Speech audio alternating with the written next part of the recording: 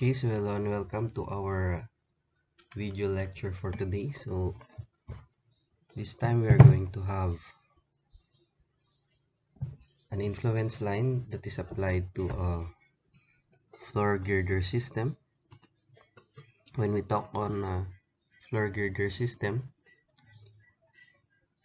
steel floor systems are constructed as shown on the figure below, where it can be seen that floor loads are transmitted from slabs to floor beams, then to side girders, and finally supporting column. So as we can see here, that the floor girder here isn't directly carrying the loading.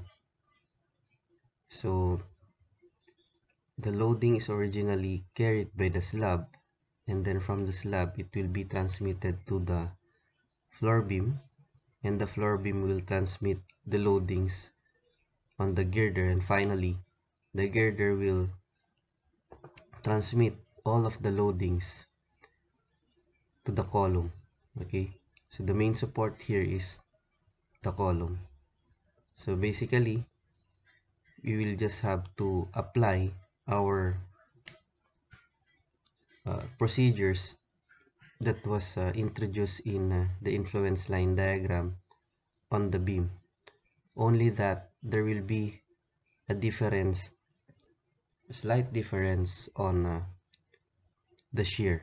Okay, for the rotation or the moment or the bending, it will be just the same as we have introduced on the previous lectures, like Mahler-Breslau or by equilibrium method.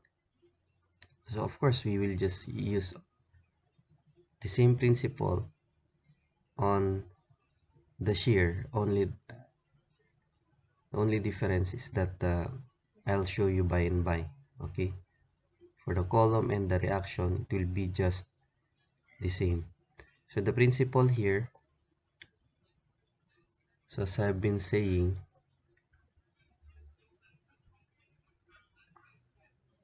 that the only difference is on the shear.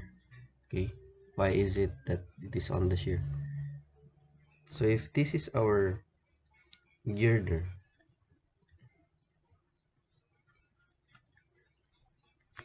and it is subjected to loading,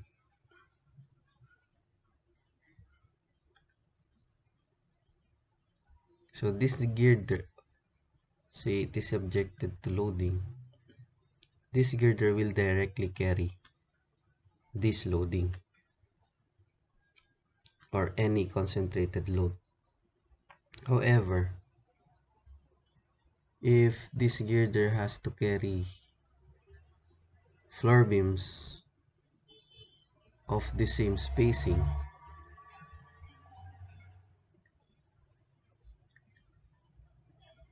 say this is the girder, and it would carry a lot of beam here that is of equal spacing,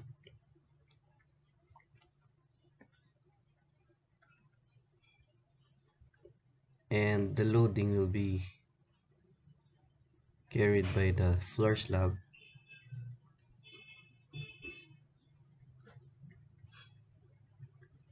Notice that the shear will be concentrated on these I-beams that is being carried by your girder. So how is that? Because if we look at the section here, in each of these floor beam there will be reactions, okay, or a concentrated load, and that concentrated load we will transmit it to the floor beam as reaction. Okay, so that is why the concentration of the shear is usually on the support. So on the support we're in, it is also true to all of, or to most of the loadings that is carried by supports. So if we can see as an example, simple example, so a beam that is carrying a distributed load W, as we all know,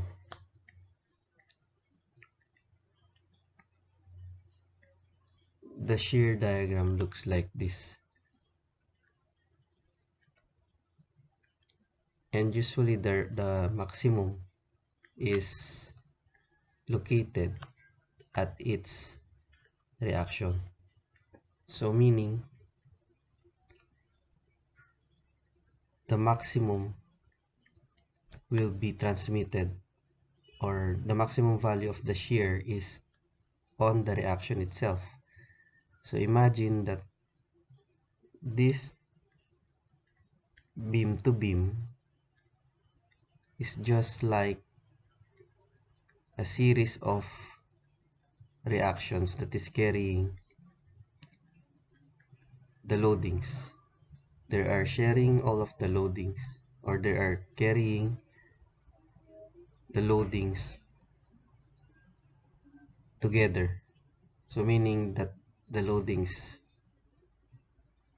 are equally divided if the loadings is all throughout the beam. However, if your beam is or if your loading is moving from one place to another, or transferring from one place to another, say for example your unit load here is 1, and then transmitting from one span to another, so say it will be transmitted first to the first two beams here. So it will be just that this beam carries these two beams will just carry your unit load 1 here. Okay, so meaning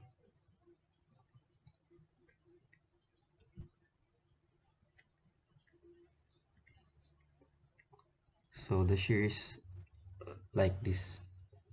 Okay, and so on and so forth.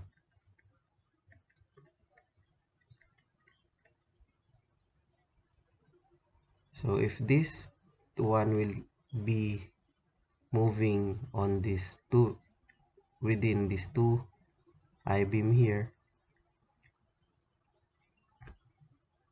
so these two I-beam will just carry all of the loadings, and some of the loading will be carried by the remaining beams, but it is at minimum. Okay, so that is for shear, and all of the other unknowns like moment or bending moment and reactions, it will be just the same procedure on Mahler-Breslau or the equilibrium method. Okay, so for the solution,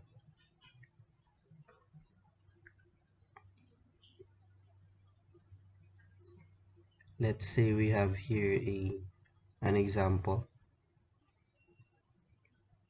So the girder here is connected to floor beams. So if we can view that, so if this is your girder,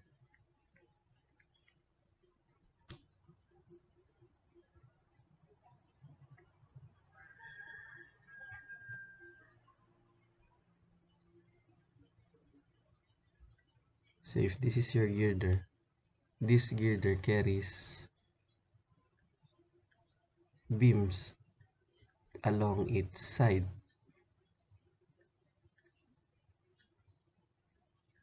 There will be the beams that is carried along its side. Okay, So a series of beams here of equal spacing. So it is not actually on the top, but it is rather on the side. So as we can see here in the figure. So first, we need to get the shear in the panel DE. So normally the unknown is the shear at each of the panel. It is not on the shear. So if we are required to have the shear on that, we'll just have to again uh, get the changing value of reaction by having a unit load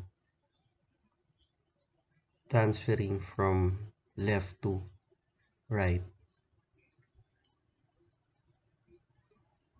So we apply the basic step wherein we apply here 1, denote that by x, and the remaining distance here is 20 minus x. So of course, when we compute for your shear at D and E, because we are required to have DE, we will be needing the value of the reaction, because if we're going to cut this, the shear at D would require your unit load as well as your reaction. The same true with your E. If we're going to cut this one and consider the left portion,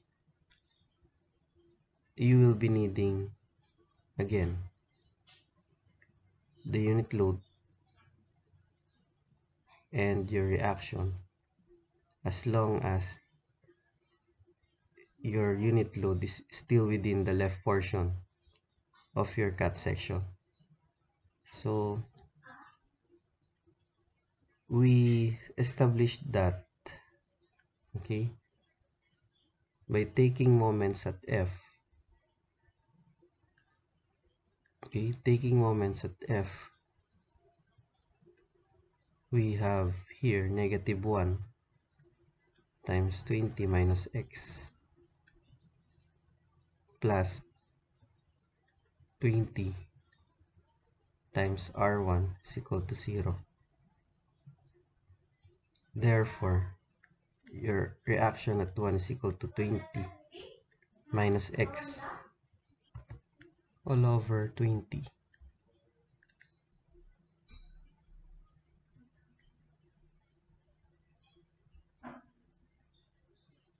So this is equal to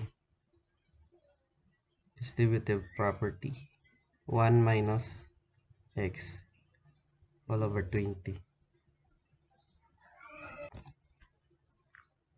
And then from R1, the shear at D will be equal to, just sum up forces vertical, wherein positive upwards and negative downwards. So by doing that, we will include R1 and 1. So shear at D will be equal to, of course, your R1 is upwards, and we deduct your unit load that is going downwards. So if we are going to substitute R1 here, 1 minus x all over 20 minus 1. So therefore, this will be just simply cancelled. So 1 minus 1. So the shear at D will be equal to, by the way, this is 20 negative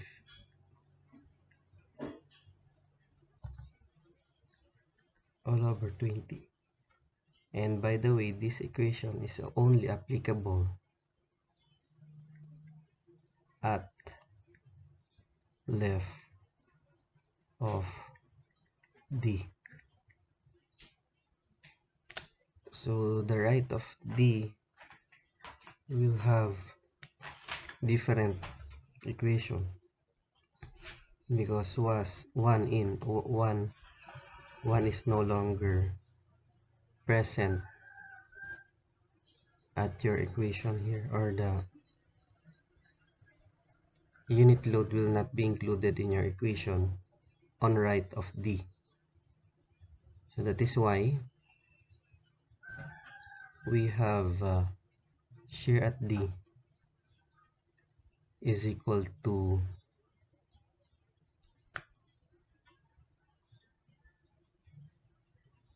the reaction. Okay.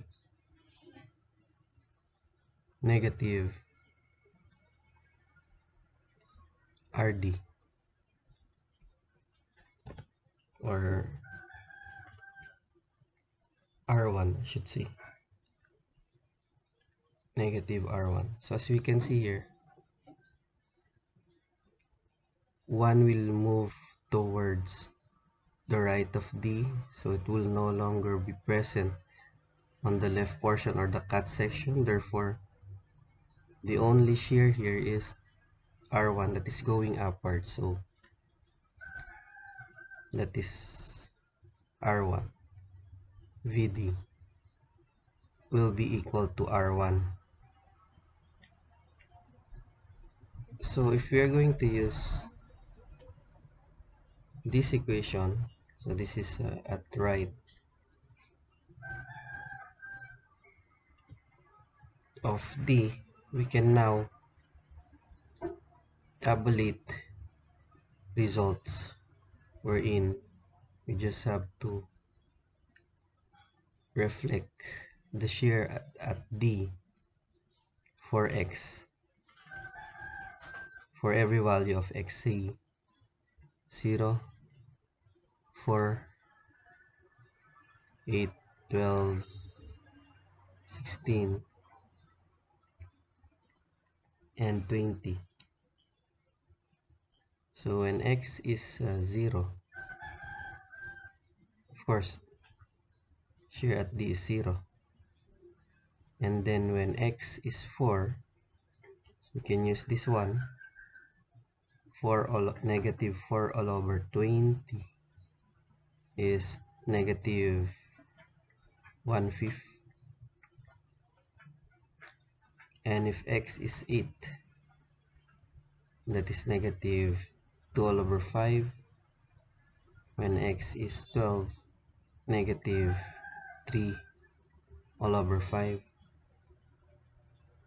And if X is 16, as we can see, 16 is already beyond D here. Okay, so when X is 16, we'll just use this equation. Shear at D is positive 1/5. So 1 minus 16 all over 20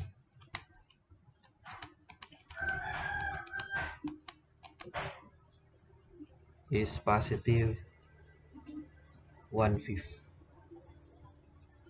And if X is 20, that is equal to 0. So reflecting that in your diagram, the dotted lines here on the upper portion is your reactions. Actually, this is also your reaction. Of course, the excess from this reaction will be your shear. say if this is your reaction, the excess from 1 will be your shear. This is their shear.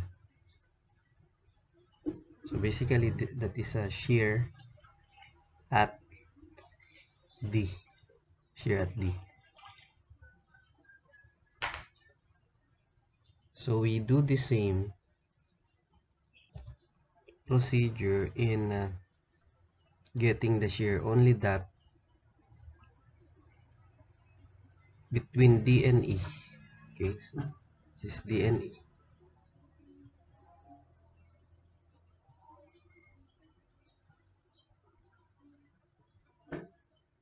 We connect the values of shear from these two boundaries, so D and E. So if I'm going to illustrate it by Mahler-Breslau, the shear at D, if there will be no floor beams on the girder, you just have to apply that. See, this is point D.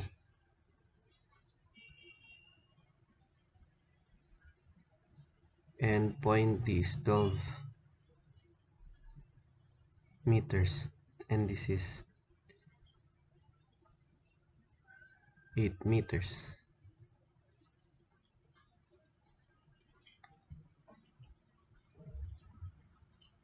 So by Mahler-Breslau, we have this one to be equal to 12 all over 20, and 12 all over 20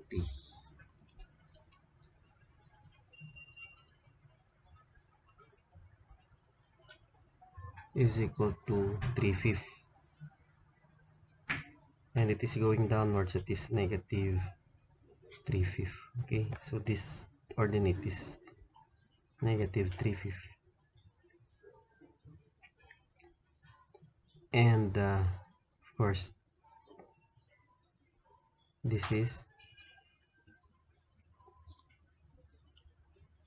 8 all over 12,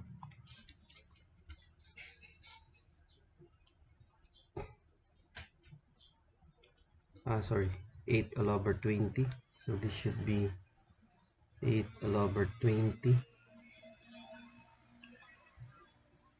that is equal to 2 all over 5.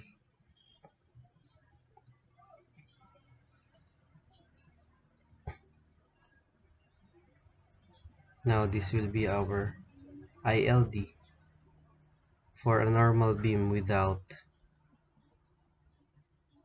subfloor beams that are equally spaced. So from this, remember that this section is D. We'll just have to draw the line of E. Okay, this is E.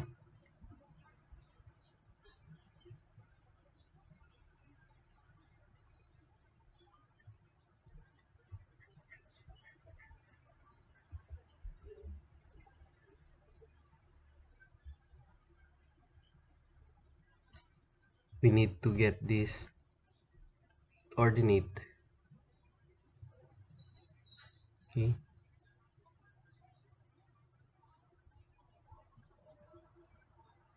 say this is Y1. You can just say that 2/5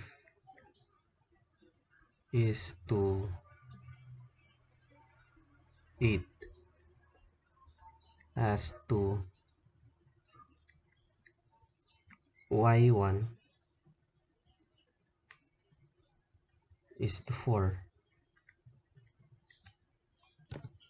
Hence Y1 is equal to 1/5. Okay, so we connect this one,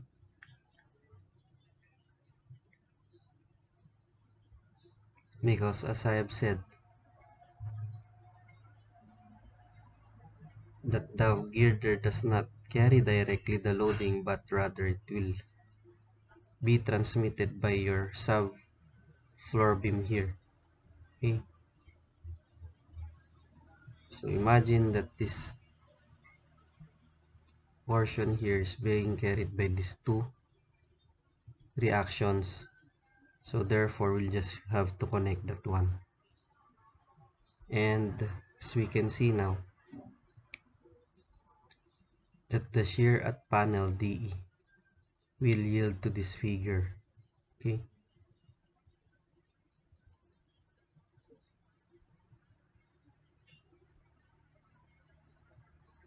so this is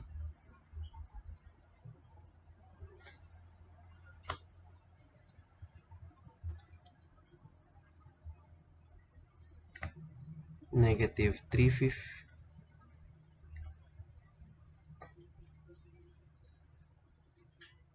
and then this is positive 1/5. So again, the solution is simple. All you have to do is to get the panel of D, or the shear at D, with the normal procedure of the Mahler-Breslau. Okay,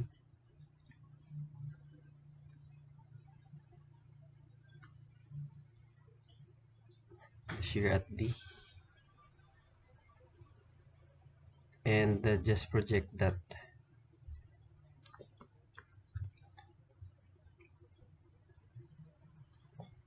on the panel E.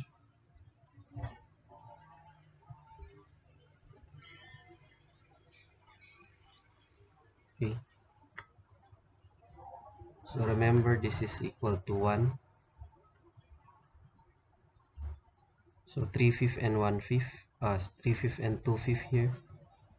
So basically this is 2/5, and this will be obtained by the ratio and proportion of these two similar triangles. And if we have obtained the values, we'll just have to connect that by a straight line. Okay, so that is procedure for shear. So that is only the difference, but here we need to get the bending moment at D of the girder. So just the same procedure.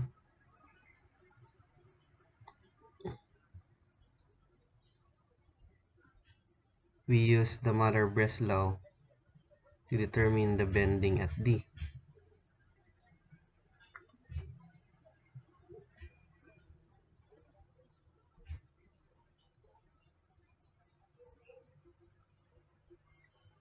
This is our support, and then D will be 12 meters from A. This is A, this is F, this is 12, and this is 8. So by Mahler-Breslau, we just have to push this upwards so that this will be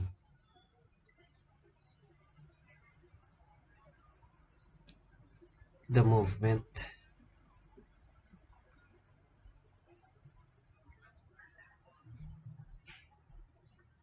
See, this is Y1. So just the same, Y1 is equal to the product all over the sum of L1 and L2. So this is our L1. This is our L2. So we have 12 by 8 all over 12 plus 8. So Y1 is equal to 4.8.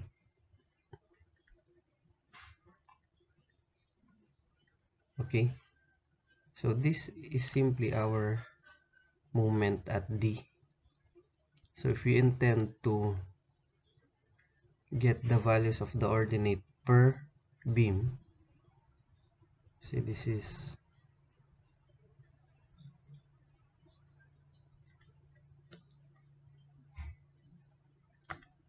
you just have to ratio and proportion it by its corresponding triangles.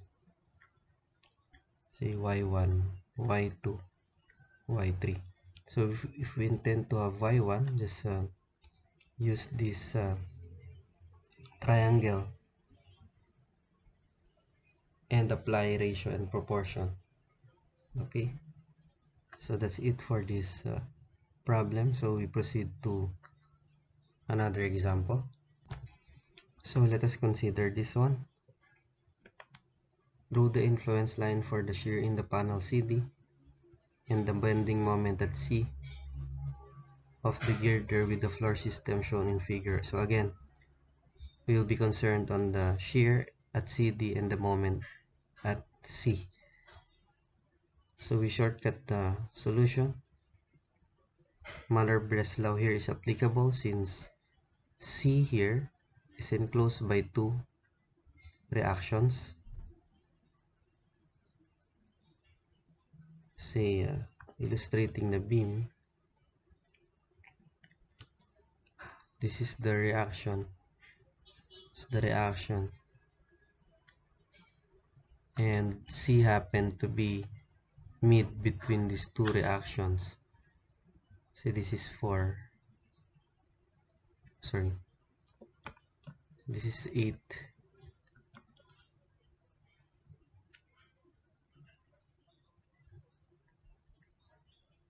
And 8. This is also 8. So by Muller-Breslau, we have the shear at this point.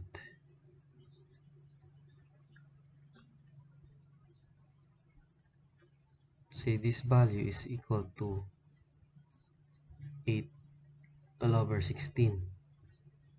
So actually that is equal to 0.5. And note that this is negative. Okay. And also the top, this is positive 0.5. Okay. So we connect that one. And of course this line will extend that way.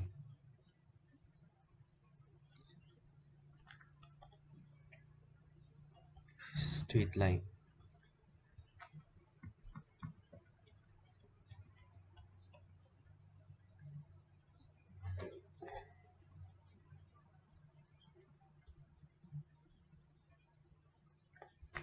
And of course, obviously, this shall also yield to negative 0.5. So because of symmetry here, 8 and 8. And this will be our ILD for the shear at C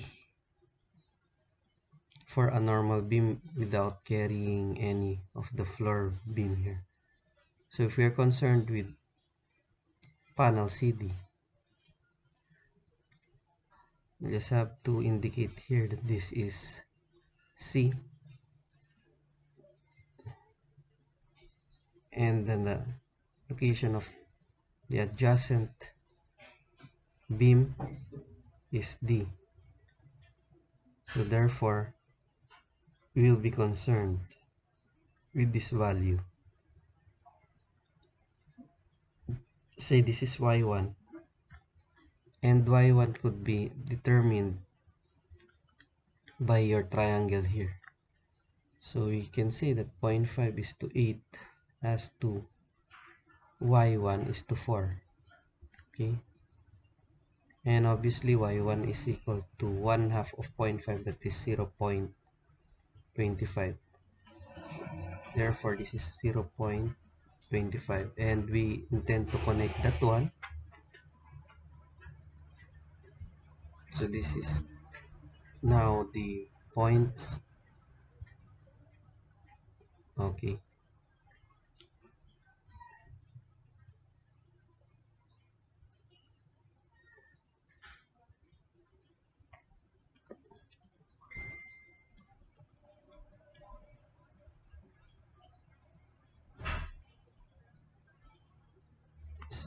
So this line's supposed to be at the bottom.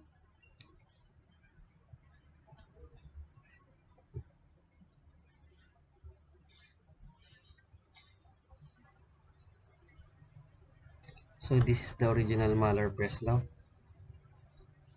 So this line should be at the bottom because, as we all know, the shear at the left portion is negative.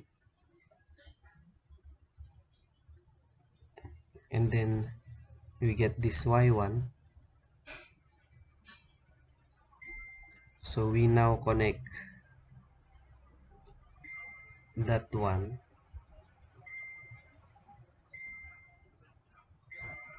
connect this one.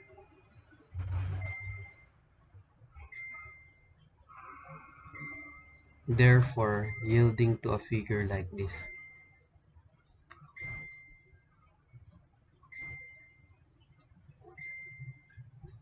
So this will be the ILD for panel CD. Okay, this is two.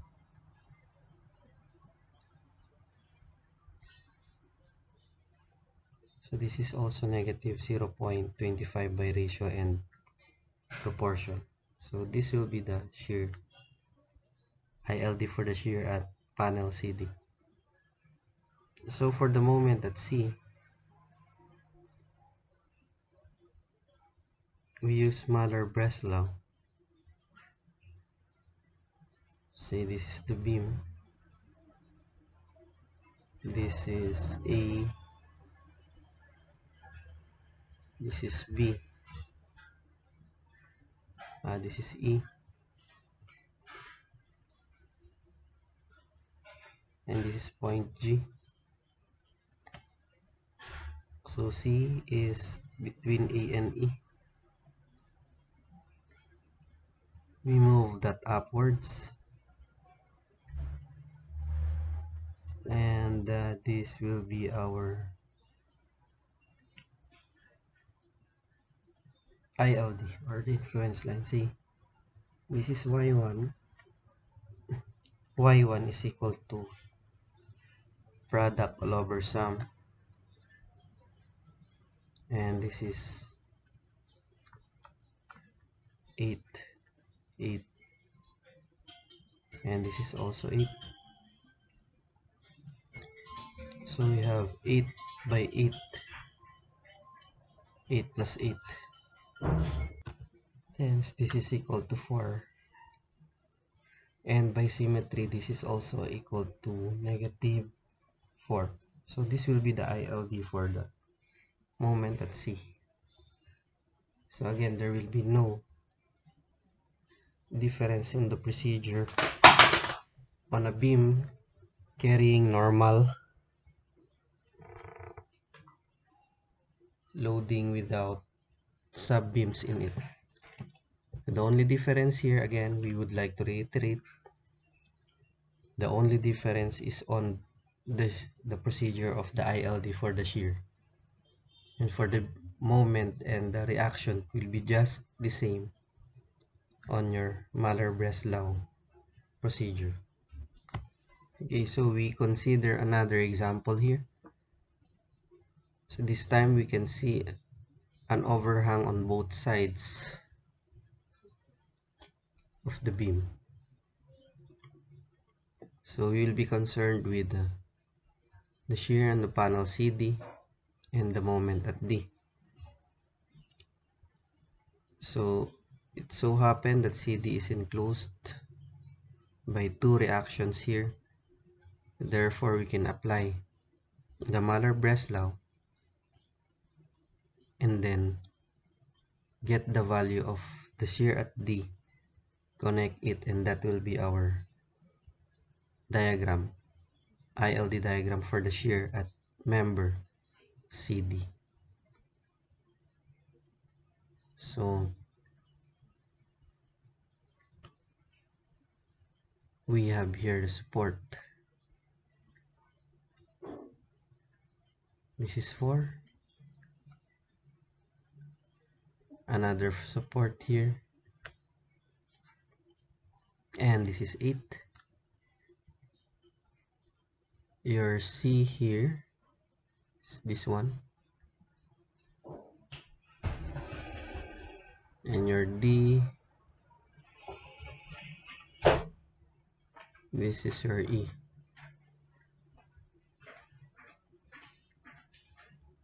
So each of them has 4 distances or equally spaced at 4 meters. So 1, 2, 3, 4. So there are 4 spans of 4 here. Say this is our point C. So we'll just have to get the values by ILD of shear at C. So bring this down. Okay. So this is 4 out of 16.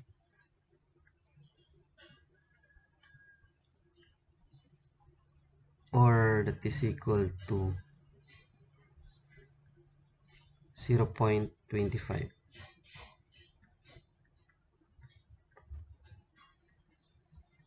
Okay. And we let that to go upwards.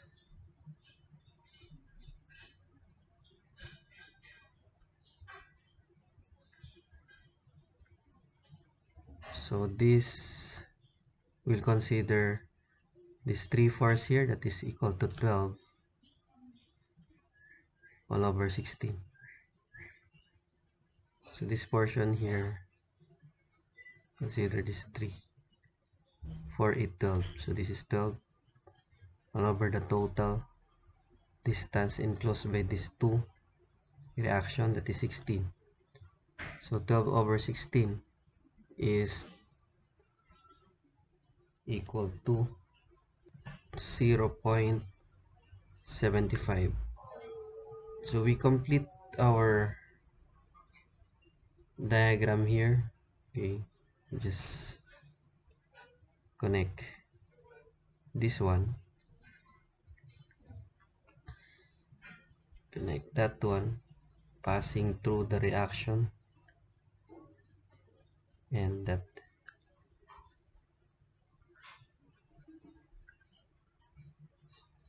So we get values. So this is y1.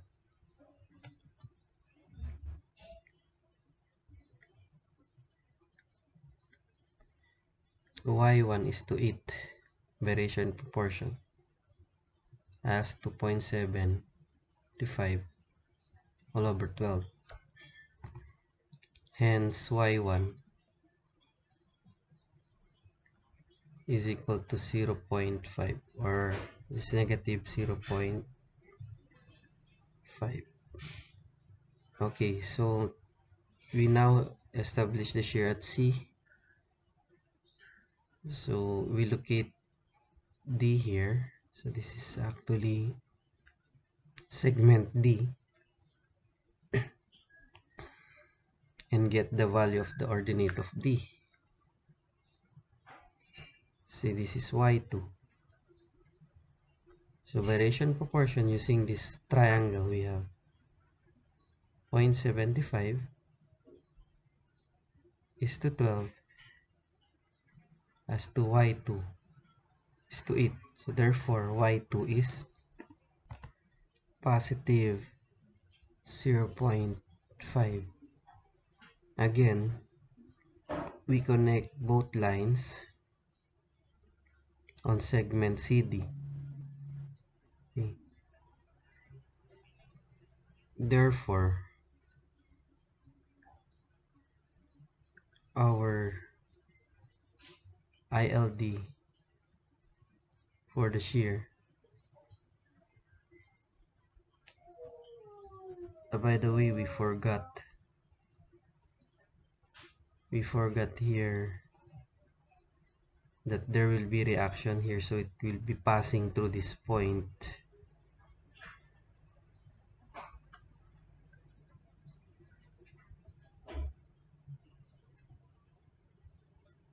have it.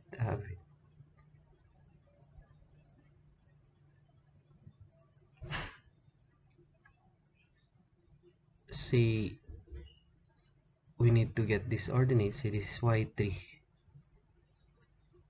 We'll just have to say that negative 0.25 is to 4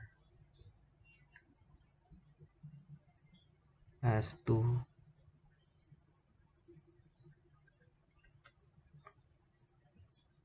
y3 is to 4.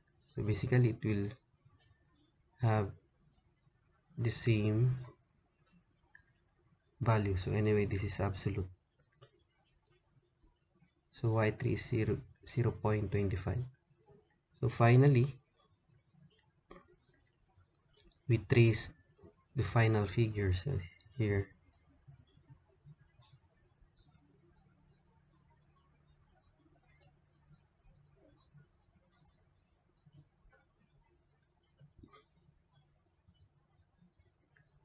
Okay, so this will be the ILD for the segment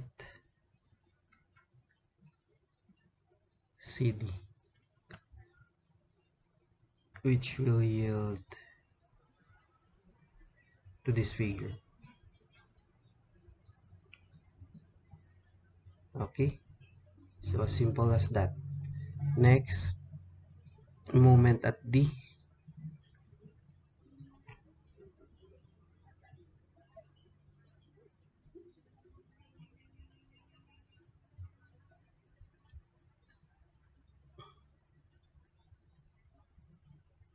So we get the value for the moment at D.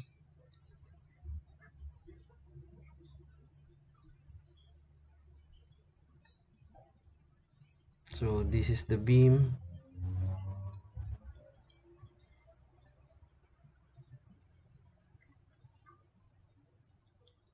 This is point B, point F, and this is point D. So point D is mid between B and F. See, this is point B, this is point F, this is point D. So we let this to move upwards. Okay, first the projected line will pass through reaction B.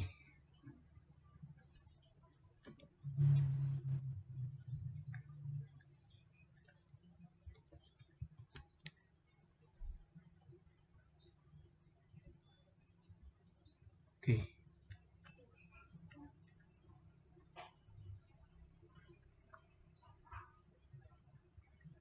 and also pass through F. Okay,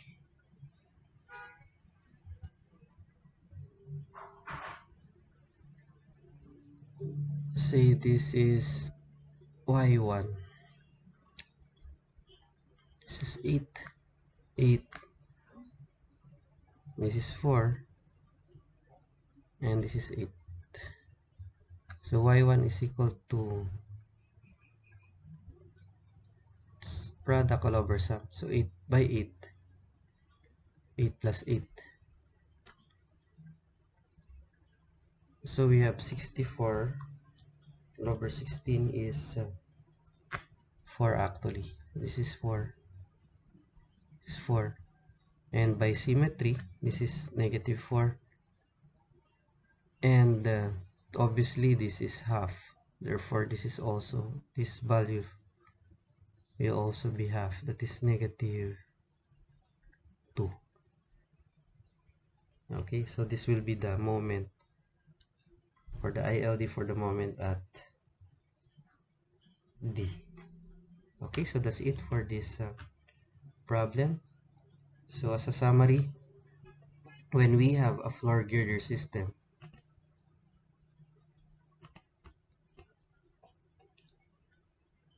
we will be having the same bending